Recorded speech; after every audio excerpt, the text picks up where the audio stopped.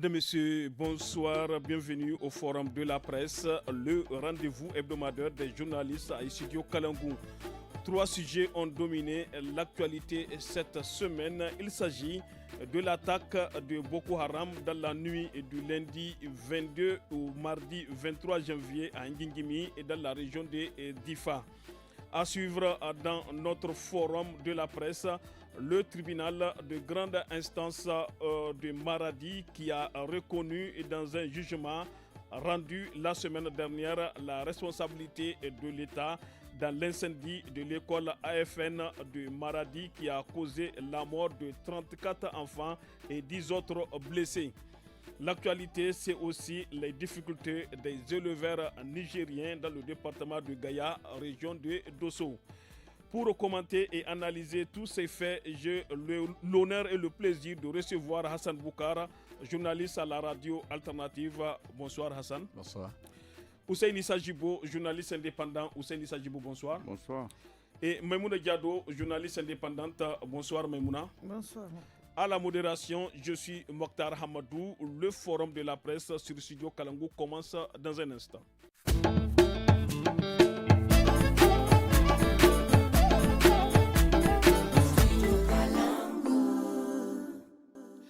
Nous le disons en titre dans un communiqué du ministère de la Défense nationale publié mardi, les éléments déployés à l'aérodrome de Ngingimi et dans la région de Difa ont été la cible d'une attaque perpétrée par le groupe Boko Haram dans la nuit du lundi 22 au mardi 23 janvier.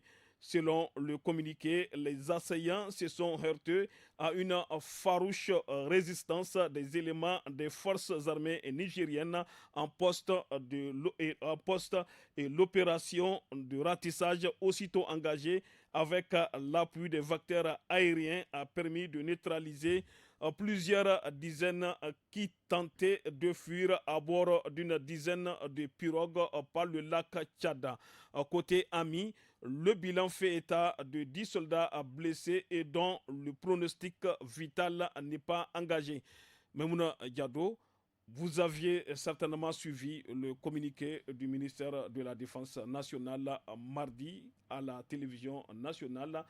Située dans l'extrême sud-est du pays, la région de Difa fait face depuis 2015 aux attaques de Boko Haram et de ses différentes factions, notamment l'ISWAP. Que peut-on retenir au sujet de cette nouvelle attaque à Ngingimi dans la région de Difa? Merci donc Mokhtar. Il faut d'abord noter que Ngingimi, ça fait plusieurs mois ou bien plusieurs semaines.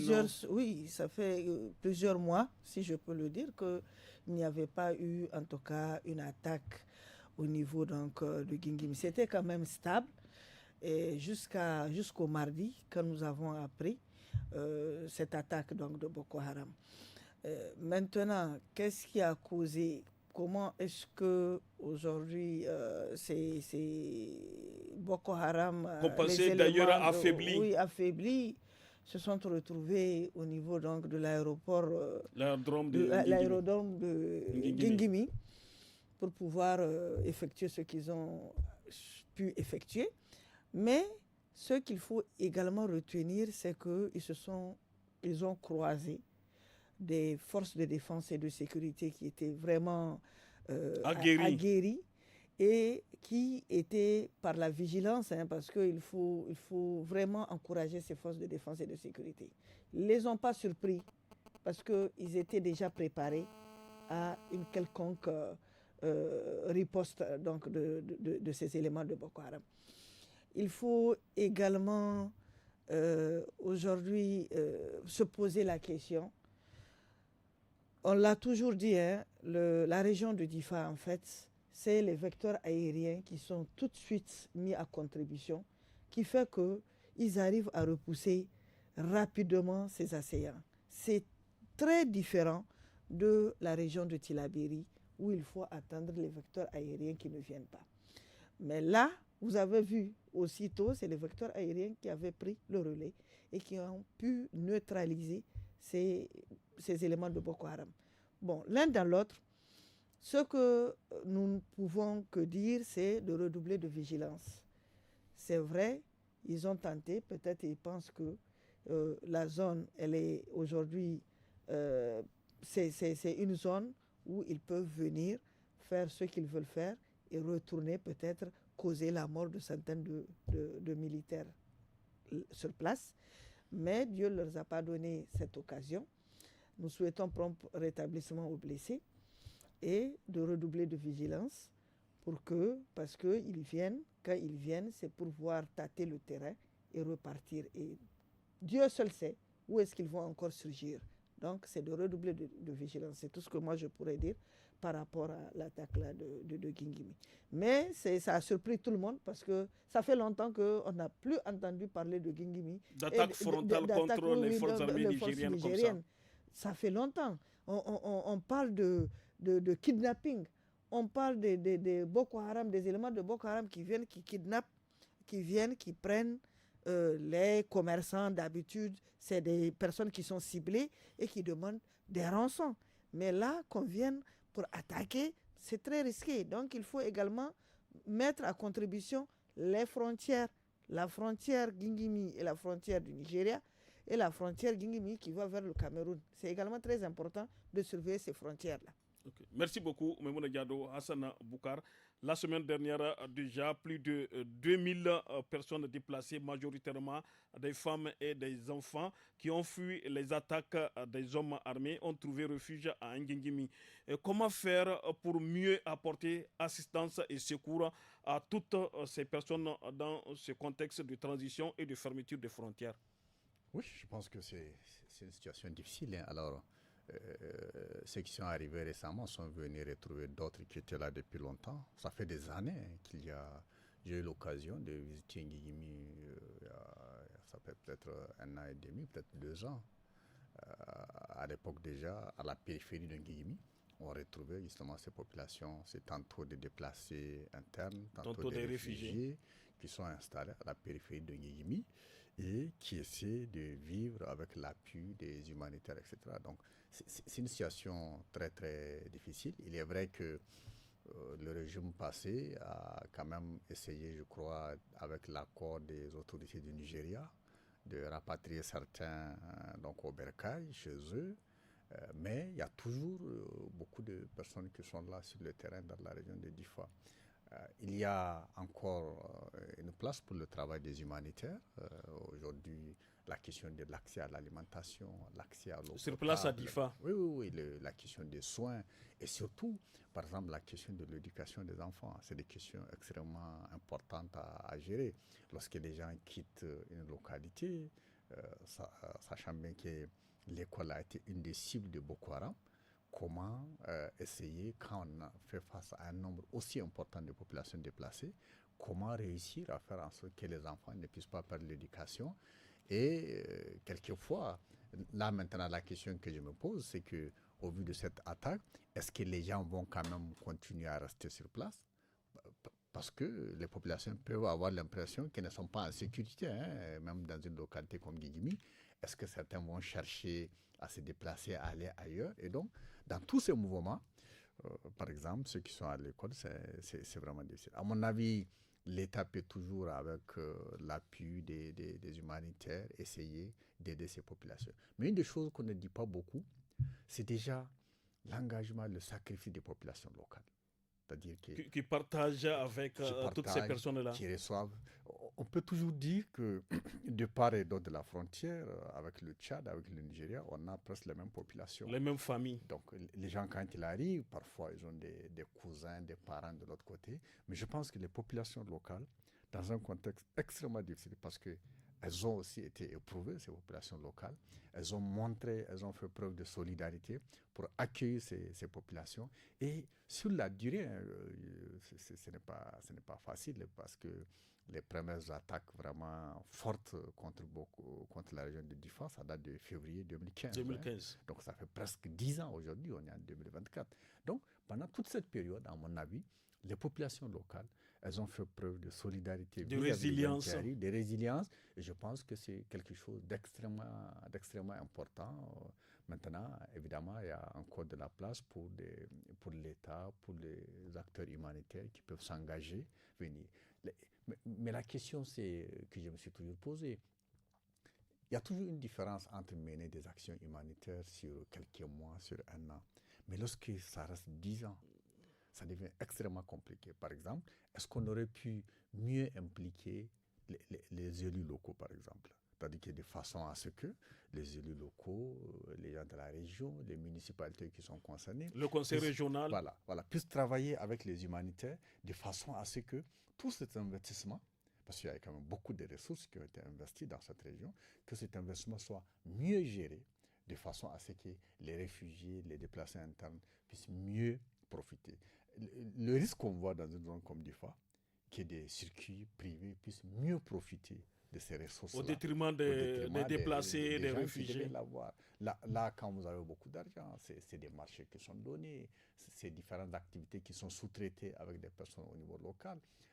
Je me dis, peut-être que si on avait travaillé, en tout cas avec les élus locaux, peut-être qu'on aurait mieux exploité, mieux rentabilisé ces ressources au profit des populations locales. Merci beaucoup Hassan Boukara, Hussein Issa Jibo.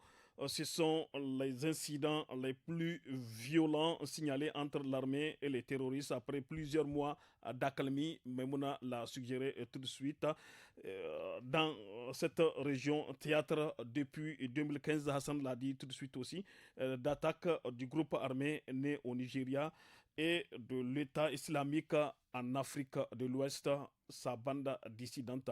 Quelle est votre analyse, votre opinion au sujet de cette nouvelle attaque à Ngingimi? Mais cette nouvelle attaque, je peux la qualifier de surprenante parce que je sais que la force mixte multinationale qui était basée là-bas est parvenue à continuer à éradiquer.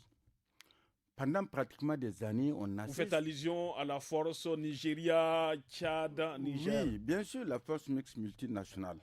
Et Cameroun aussi. Ils ont pu contenir, ils ont pu neutraliser. Ils sont même dans des actions offensives contre les groupes armés jusqu'au Nigeria. N'est-ce pas?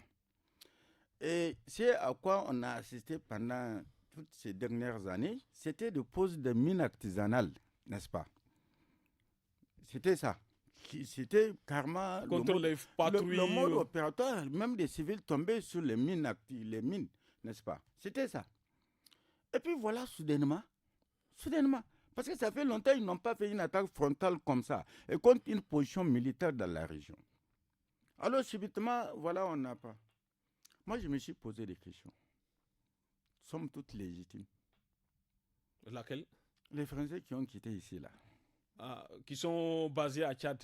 Qui sont allés vers une partie vers le Tchad. Il semble qu'il y a une partie aussi vers le de l'autre Nigeria. côté vers le Nigeria. N'est-ce pas? Est-ce qu'ils n'ont pas une main derrière cette affaire-là? Ça, c'est une interrogation. Mais je m'interroge. Voilà. Mais je m'interroge parce que je vois soudainement que des gens viennent s'en prendre à une position très dure au niveau de l'ECL. On parle de l'aérodrome de Ngingimi. N'est-ce pas? Et en nombre, en grand nombre. Le communiqué du ministère de la Défense parle d'une dizaine de pirogues. Mais une dizaine de pirogues. Sur chaque pirogue, quand on parle de pirogues, ce n'est pas nos petites pirogues là d'ici. C'est souvent les grandes pirogues avec des moteurs et tout qu'ils utilisent, n'est-ce pas? Absolument. Alors, ça peut contenir 30-40 personnes qui viennent, oui, certainement, peut-être tout ce temps-là, ils ont pris tout ce temps-là pour se réorganiser. Pour se réorganiser, ils ont eu peut-être quelque part aussi du soutien. Un appui de taille. N'est-ce pas? Mais on ne sait pas. Mais nous sommes dans une situation où nos pays là, on peut les déstabiliser à tout moment. Ceux-là qu'on a chassés, on a vu un peu dans la région du Tillabéri ce qui s'est passé quand ils ont quitté. Il y a quand même un semblant de stabilité. Les gens arrivent à contenir, n'est-ce pas? Mais les attaques continuent toujours. Non, mais les attaques continuent, mais pas d'ampleur. Pas d'ampleur parce qu'ils n'attaquent pas de manière frontale aujourd'hui dans la région du Tillabéri les positions militaires. C'est des embuscades qu'ils tentent. C'est souvent des mines. Le plus souvent, c'est des mines. Les véhicules roulent sur des mines il y a 2 ou 3 morts. Avant leur départ, il y a des morts où on te dit il y a 72 morts. On attaque même des positions, comme on avait dit, de l'armée. Des patrouilles et tout et tout. Et c'est dans des embuscades complexes, comme on a l'habitude de dire. Alors, je me pose des questions. Est-ce que, derrière cette affaire-là, Il n'y a pas de main invisible et tout, qui peut-être aller, comment dire, réactiver. Voilà, pour dire, voilà, il faut créer une situation. Parce qu'on pensait qu'à Difa, c'était terminé. En tout cas, on a pu contenir, il y a des petites poches de résistance et de tout, des petites attaques par-ci, par-là. Mais comme ça, de manière massive, qui viennent s'en prendre à une position de l'armée, moi, je me suis posé des questions. Comment subitement on se trouve dans cette situation à nouveau? Alors qu'on pensait que c'est la zone de Tillabéri qu'il faut aujourd'hui renforcer. Et il faut créer un autre front dans la région de Difa qui a été meurtri pendant plus de combien d'années, avec des enlèvements, avec karma, des villages qui sont incendiés, avec des greniers, des boutiques et tout. Et subitement, voilà que ça reprend. Ça veut dire qu'il y a un problème quelque part. Merci beaucoup, Ousseini Sajibo. Nous réitérons notre soutien à l'ensemble de nos FDS qui se battent nuit et jour pour assurer la sécurité de nos populations, a déclaré le gouverneur de la région de Difa, le général Mohamedou Ibrahim Bagdoma, qui s'est rendu au centre hospitalier régional pour s'enquérir à des conditions de prise en charge des soldats blessés lors de l'attaque. Question unique à vous trois. Selon vous, que faire pour un retour rapide de la paix, la stabilité et le développement dans cette partie du Niger? Je commence avec vous, Hassan Boukar, rapidement. Un retour rapide, je ne sais pas si c'est possible, mais c'est l'espoir en tout cas des gens de Difa qui sont meurtris par presque une décennie de guerre qui a totalement déstabilisé la région. Retour rapide, je ne sais pas. Je pense que comme Ousseini dit, on peut toujours se poser des questions de comment une force quand même qui est restée presque en accalmie pendant un certain temps, qui fait se réveiller brusque avec une capacité à attaquer une position militaire. Pendant longtemps, la localité de Ngigimi a connu surtout ces enlèvements. Des kidnappings. Voilà, entre Ngigimi et Kablewa pour les populations qui se déplacent. Il y a des enlèvements et tout ça. Et donc, le fait qu'ils s'attaquent maintenant à une cible militaire, ça laisse croire qu'ils se sont mieux organisés, par exemple. Donc, aujourd'hui, est-ce que la vigilance a baissé? Si la vigilance baisse, ils ont le temps de se réorganiser et de faire ces attaques-là. Mais en tout cas, un retour rapide à la paix, c'est un souhait. Mais je pense que pour l'instant, il n'y a qu'à monter encore la vigilance, continuer à se battre de façon à ce qu'ils ne puissent pas mieux s'organiser pour revenir poser les actes que l'on voit aujourd'hui. Donc, à mon avis, il faut davantage de vigilance contre ce qui se passe aujourd'hui. Merci beaucoup, Hassan Boukar. Rapidement. Oui, je ne pourrais que peut-être augmenter sur ce que Abba dit. Pour ce qui est du retour rapide de la paix, la stabilité et le développement du pays, de la région de Difa, c'est que peut-être il faut également accentuer les sensibilisations pour une approche de la collaboration entre la population et les forces de défense et de sécurité. Il faut également, si il y a un régressement de la force dimensionnelle, c'est qu'il faut également dans ce cas activer cette force pour que au long de ces frontières-là, que chacun dans son pays puisse, au long de la frontière qui partage l'autre frontière, puisse être sécurisé davantage. Et également être vigilant, parce qu'on ne cessera de dire qu'il faut relever le niveau de vigilance. L'ennemi peut à tout moment, en tout cas, surgir, et on ne sait de nulle part l'ennemi peut surgir. Donc, c'est vraiment redoubler de vigilance et essayer de mettre la vigilance surtout au niveau donc, de la Koumadougou-Yobé, puisque c'est là-bas qu'ils viennent maintenant avec leurs pirogues pour pouvoir déstabiliser la zone. Donc, vraiment redoubler de vigilance. Et nous sommes avec les forces de défense et de sécurité. Nous savons ce qu'ils sont en train de faire, en tout cas au niveau donc, de ces frontières-là, pour sécuriser les populations. Mais nous appelons également aux populations d'être encore, d'aller dans le sens de la collaboration avec les forces de défense et de sécurité. Merci les beaucoup. Populations, ça veut dire que l'ennemi est avec les populations, l'ennemi vit avec les populations. Dans ce cas, c'est à la population de détecter aussitôt un individu qui, en tout cas, pose problème. Merci beaucoup, Maimouna Diado. Merci à vous trois pour vos premières analyses sur notre premier sujet, le communiqué du ministère de la Défense nationale au sujet de l'attaque de Boko Haram à Ngingimi. Chers auditeurs, internautes, restez branchés. Il nous reste encore deux sujets à aborder.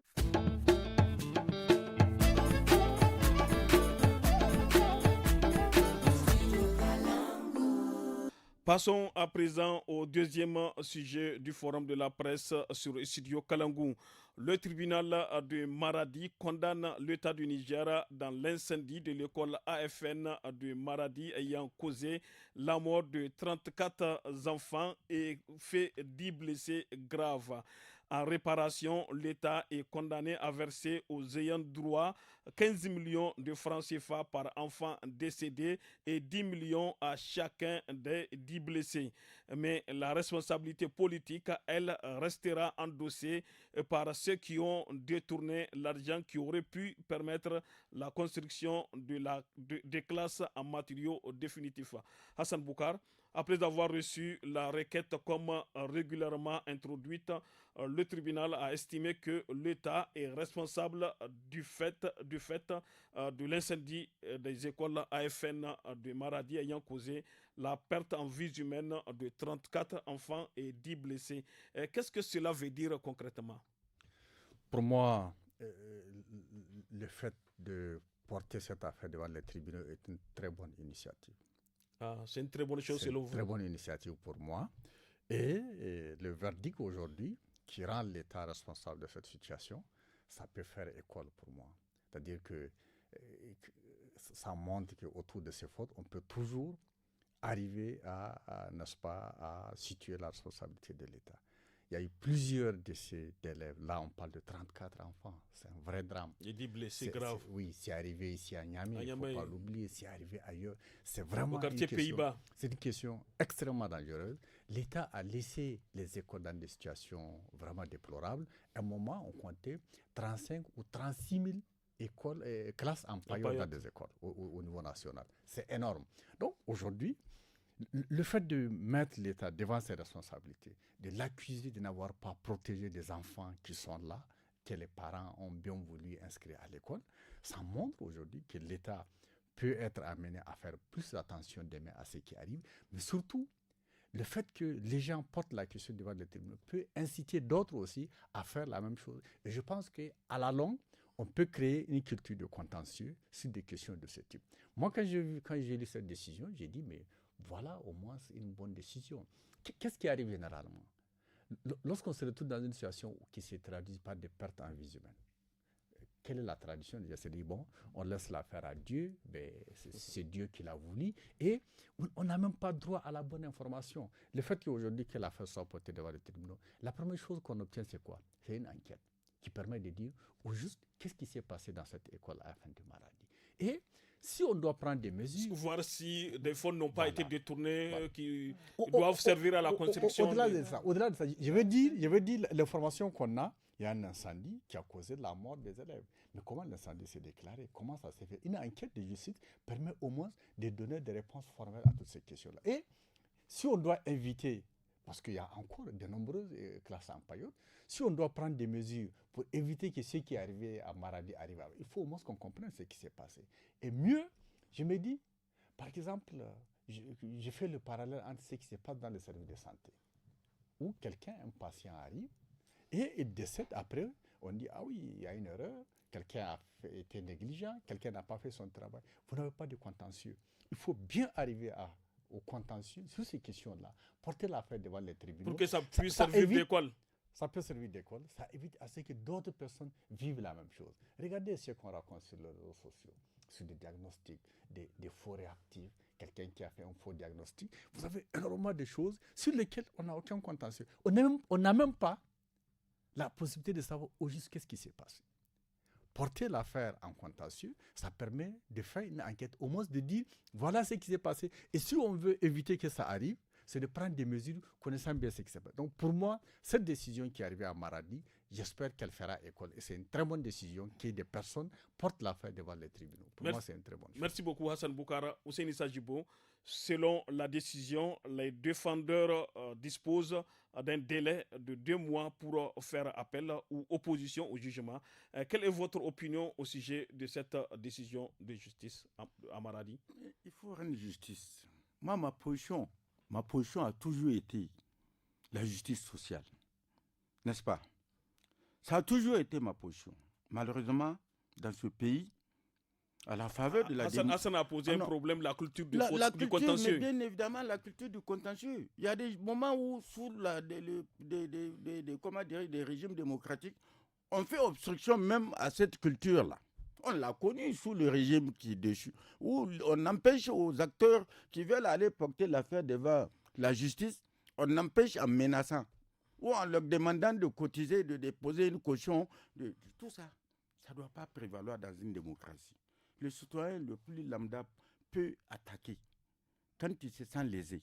Mais quand on crée une situation comme ça, parce que je suis en position de pouvoir, c'est une chose importante. Il n'y a pas eu que l'affaire de l'école AFN. Les enfants qui sont morts cramés ici, aux Pays-Bas. L'affaire est devenue quoi? Qu'est-ce qu'on a cherché à savoir autour de ça? C'est des questions fondamentales. C'est ça qui va créer que les citoyens vont comprendre qu'ils ont véritablement une justice. Mais quand on crée le sentiment, le fatalisme, parce que tu te dis, même si je vais, on ne va pas m'écouter, parce que c'est l'État.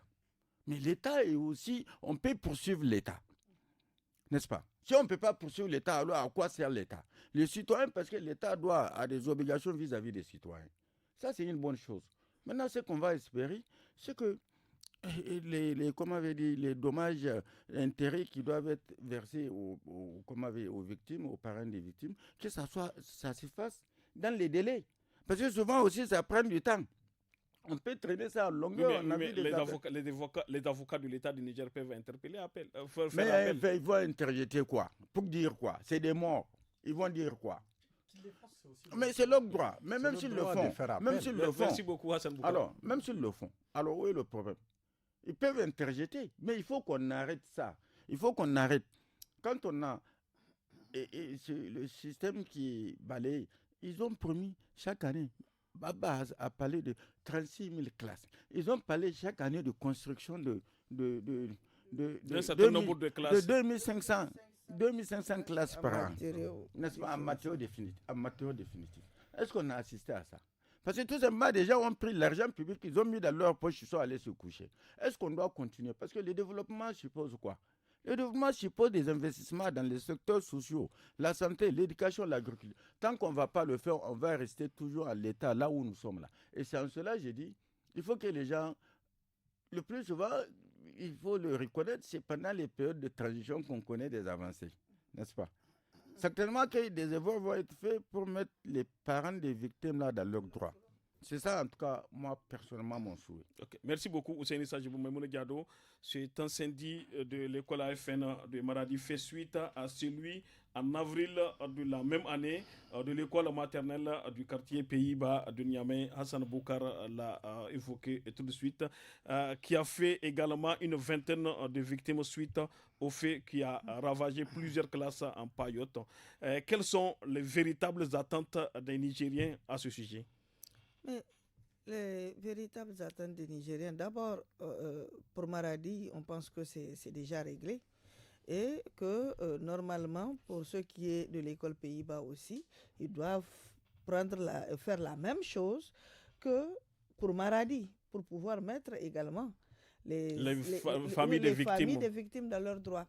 Et je pense qu'ils n'ont pas tort, en tout cas la justice au niveau de Maradi n'a pas totalement tort d'incriminer l'État, puisque c'est l'État qui doit d'abord garantir la sécurité de tous les citoyens. Et parmi les citoyens, il y a également ces élèves-là. C'est l'État qui doit créer, d'abord, c'est une obligation à l'État d'envoyer les Nigériens, les enfants nigériens à l'école, de créer les classes. Il va contenir d'abord ces élèves et également de veiller à leur sécurisation. Maintenant, on est face à des écoles publiques où des fois, il n'y a même pas de clôture. des fois, on se retrouve dans des écoles publiques où c'est des véhicules qui passent à longueur de journée, où c'est des individus, des badauds qui passent leur journée dans ces écoles-là, où non pas seulement les classes paillotes, mais il y a l'insécurité. Il y a cette insécurité-là. Parce qu'aujourd'hui, on ne peut pas comprendre que des écoles sont abandonnées à elles-mêmes. Oui, mais ça c'est pas dans les grandes agglomérations. Je t'assure. Vous faites allusion aux zones, aux écoles situées dans les zones de sécurité. Même à Niamey, aujourd'hui, il y a des écoles qui ne disposent pas de clôture. Il y a des écoles où, à longueur de journée, les enfants sont confrontés dans cette situation-là avec leurs enseignants, où c'est des voyous, des bandits qui pénètrent dans ces écoles-là, qui menacent les enseignants, qui menacent les enfants-là, ou bien c'est des automobilistes qui passent tout leur temps en train de faire la navette dans la cour pour pouvoir rejoindre l'autre côté. Donc ça veut dire quoi? Il y a cette situation d'insécurité qui doit interpeller l'État. Non pas, je dis bien les écoles, les classes en paillotte. On peut avoir des classes en paillotte, mais il faut que ces écoles-là soient sécurisées. Soient sécurisées comment? La vigilance. Et la vigilance, c'est quoi? C'est tout simplement où il n'y a pas de clôture, clôturer ces écoles-là. Parce qu'aujourd'hui, même à Niamey, il y a des écoles qui ne sont pas clôturées. Il y a des écoles aujourd'hui où les élèves cohabitent avec les ordures ménagères. Merci beaucoup. Et c'est pas bon. Pas bon du tout. Merci pour vos points de vue. On prend une courte pause avant d'amorcer la troisième et dernière partie du forum.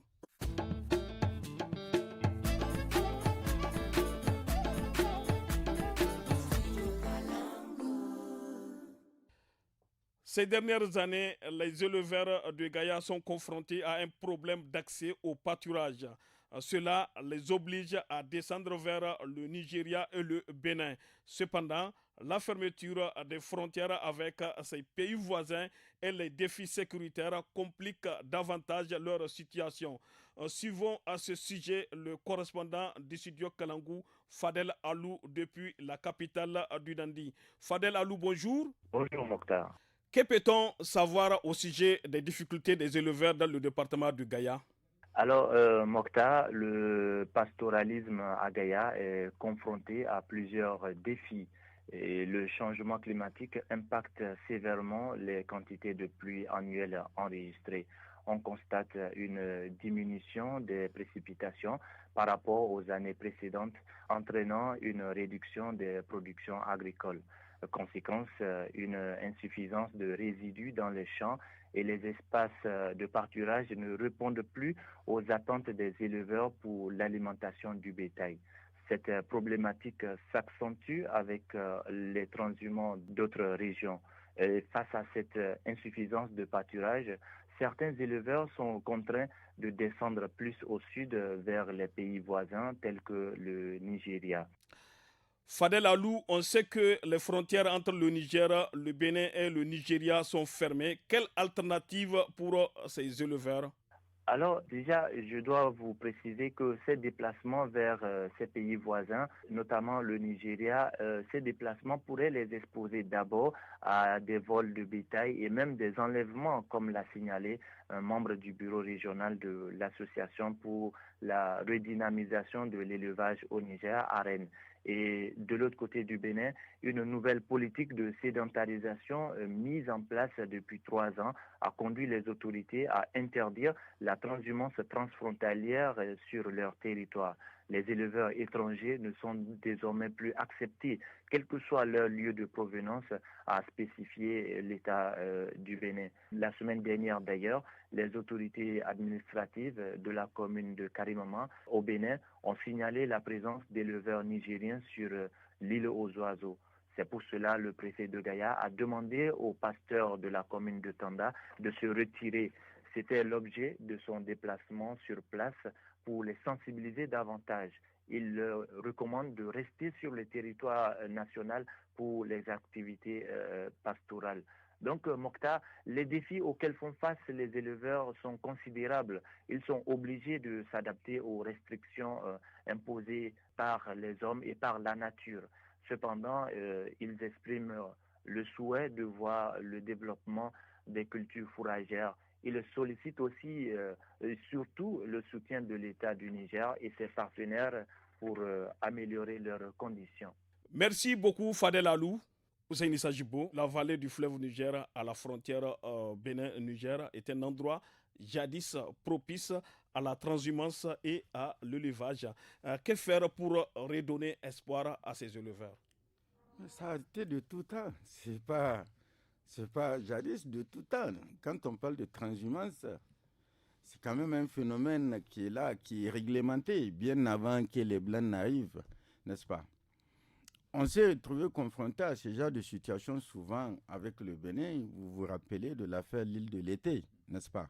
Parce que quand la période ça, c'est avant la fermeture des frontières. Oui, mais non, bien sûr, c'est longtemps. Mais c'est juste un rappel que j'ai fait avant la fermeture. Maintenant, on est dans une situation complexe, n'est-ce pas? Il s'est retrouvé que cette année, la pluviométrie n'a pas été bonne, la production agricole n'a pas été bonne. Le déficit fourrager est estimé à des...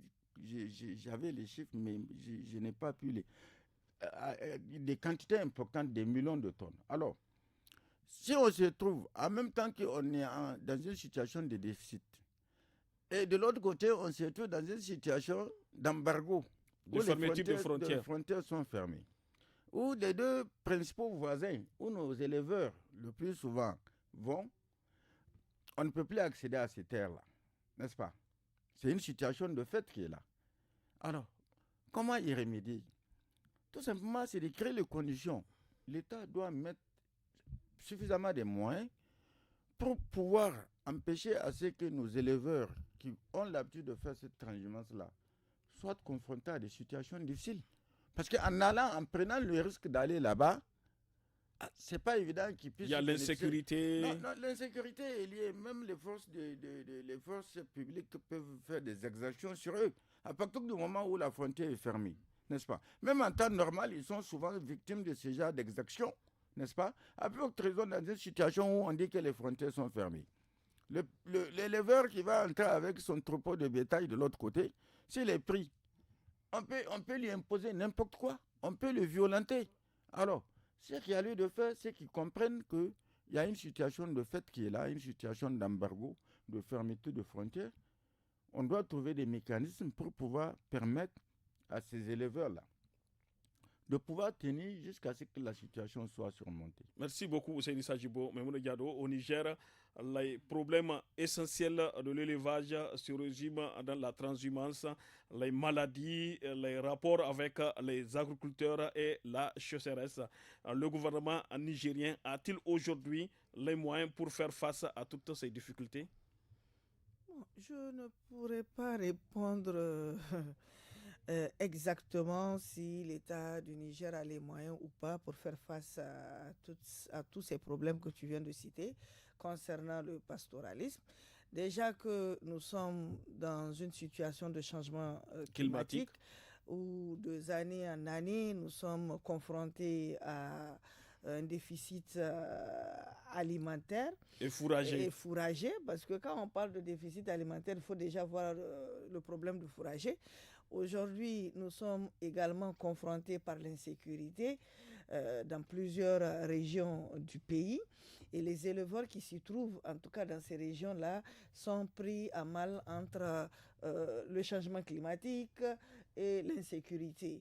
Donc, il faut d'abord essayer de faire face, premièrement, au changement climatique. Peut-être s'adapter, être résilient aux effets du changement climatique. Peut-être également exploiter d'autres manières aujourd'hui pourquoi pas, aujourd'hui il y a un système, j'ai vu ça dans un autre pays, où on peut cultiver, on peut faire du fourrager, on peut expérimenter le fait d'avoir des champs de fourrage. Pourquoi pas, hors saison, pourquoi pas pour pouvoir soutenir ces éleveurs-là. Et de l'autre côté, il faut également, avec cette fermeture de frontières, les éleveurs sont confrontés à plusieurs difficultés. Moi, je me dis que quand une année agricole elle est bonne, il n'y aura pas de problème de fourrager. Mais quand l'agriculture est défaillante, c'est une agriculture défaillante, ça veut dire qu'il y aura toujours des problèmes. Maintenant, c'est à l'État de voir dans la possibilité et rapidement comment est-ce qu'il faut faire pour contenir tous ces problèmes et ces préoccupations de ces éleveurs-là. Merci beaucoup, Mme Diado. Hassan Boukar, rapidement. De tous les temps, les autorités publiques et techniques des différents régimes qui se sont succédés ont développé l'idée selon laquelle l'élevage constitue la seconde mamelle de l'économie du Niger après l'agriculture. Selon vous, que faire pour redynamiser ce secteur aujourd'hui?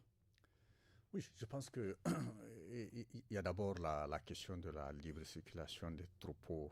Déjà, ça se pose au niveau du territoire national. Hein. C'est-à-dire que, généralement, on pense qu'il y a des aires d'élevage à partir desquelles les troupeaux restent pendant une certaine période de l'année jusqu'à ce que les champs soient libérés par les agriculteurs. Aujourd'hui, avec l'impact du changement climatique, les aires d'élevage sont menacées. Il y a moins de pluie, donc moins de pâturage. Il y a une tendance à venir vers les zones agricoles avec tous les conflits que cela pose. Donc la question, c'est comme Maïmouna l'a dit, l'agriculture face au changement climatique, qu'est-ce qu'on dit? On dit que les pluies sont irrégulières, il faut peut-être aller aux cultures irriguées. Est-ce qu'il faut aussi produire du fourrage voilà, pour hors saison? Voilà, hors saison, il faut le produire de façon à sécuriser les troupeaux. Maintenant, il y a des traditions de transhumance entre le Niger, le Bénin et le Nigeria. À mon avis, l'État est amené à négocier, à discuter avec ces pays de façon à ce qu'il y ait une certaine fluidité sur les zones frontalières. C'est qu'on vit une situation conjoncturelle.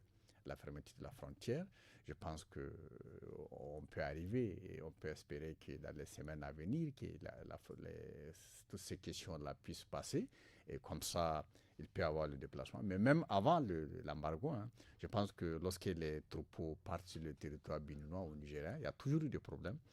Il y a aujourd'hui l'insécurité que l'on connaît, mais il y avait déjà aussi des voleurs organisés en bande. L'insécurité au Nigeria et au Bénin. Donc il y avait déjà ça. Mais de façon globale, à mon avis, ce que l'État doit faire, c'est une réflexion sur le moyen et le long terme. C'est-à-dire que probablement, on a du mal aujourd'hui à impacter. Revoir le budget prévu pour... Il y a le budget. Ce que je veux dire, le changement climatique aujourd'hui, pour l'instant, on n'arrive pas à prendre des décisions majeures pour impacter le changement climatique dans le bon sens, c'est-à-dire dans le sens de réduire le réchauffement de la planète. Ça veut dire que les conséquences telles que les vivent les éleveurs, ça va continuer. Alors, quelle peut être la solution dans les espaces sahéliens? C'est déjà des espaces sur le plan écologique, sur le plan environnemental, qui sont déjà fragiles, qui vont être davantage fragilisés. Et comme on le voit aujourd'hui, ça va déboucher sur des conflits entre communautés, sur l'accès aux ressources qui s'amélisent, etc. Donc, à mon avis, l'État doit faire une réflexion stratégique pour dire quel est le type de réponse qu'on peut donner sur la durée à ce type de questions. Merci beaucoup. Nous sommes au terme de ce forum de la presse du studio Kalangou. Merci à nos invités, Hassan Boukara, journaliste à la radio alternative, Ousseinissa Jibo, journaliste indépendant, et Maïmouna Diado, journaliste indépendante. Merci aussi à vous tous, chers auditrices, auditeurs, téléspectatrices, téléspectateurs et internautes pour votre fidélité au programme du studio Kalangou. Rendez-vous samedi et dimanche dès 17h sur nos 52 radios pour suivre l'actu des jeunes suivis de tous à la FADA. Et à partir de 18h15 samedi, suivez le forum en Hausa et dimanche, c'est lui en Zarma. Si vous nous avez suivis en cours de diffusion, pas de soucis. Rendez-vous sur notre site internet www.istudiokalangou.org et sur nos réseaux sociaux. Merci aussi à la technique côté son assurée par Mustafa Ayouba, à la régie vidéo Seini Isaka. C'était Mokhtar Hamadou à la modération du forum. Merci à toutes et à tous. À la prochaine.